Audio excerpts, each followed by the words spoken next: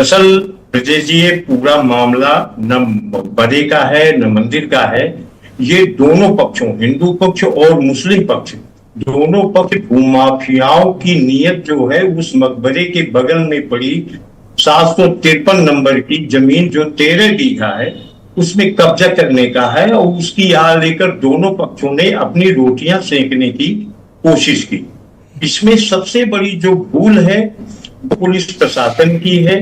जब वहां पर सफाई और पूजा की बात कही गई, भाजपा जिलाध्यक्ष द्वारा, हिंदूवादी संगठनों द्वारा बाकायदा ये लोग पहुंचे डीएम के पास और इस बात का वो किया कि हम जो है 11 तारीख को वहां पर सफाई और पूजा की अनुमति चाहते हैं। तो उस समय प्रशासन ने इस मामले को हल्के में लिया और ये कह करके टालने की कोशिश की कि 2 दिन में हम जांच करा लेंगे, इसके बाद हम तय करेंगे कि पूजा की देना है कि नहीं।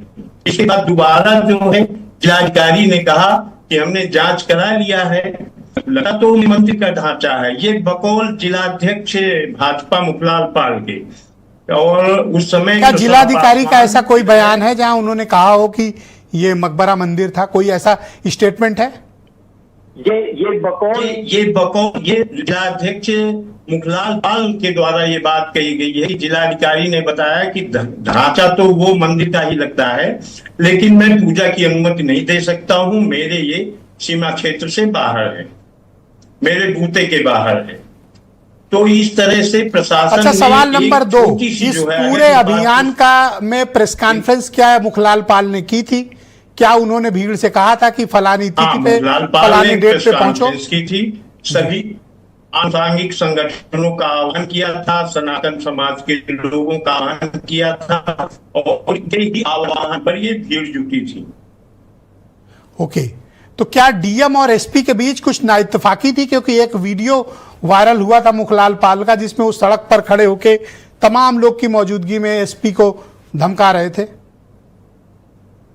बिल्कुल, ये आपका कहना सही है और ये पूरा जनता जानता है कि डीएम और एसपी के बीच कुछ वैसा समन्वय नहीं है जैसा प्रशासन के बीच होना चाहिए, लेकिन इसको कहीं भी प्रामाणिक रूप से इस बात को नहीं कहा जा सकता। चर्चा ये है।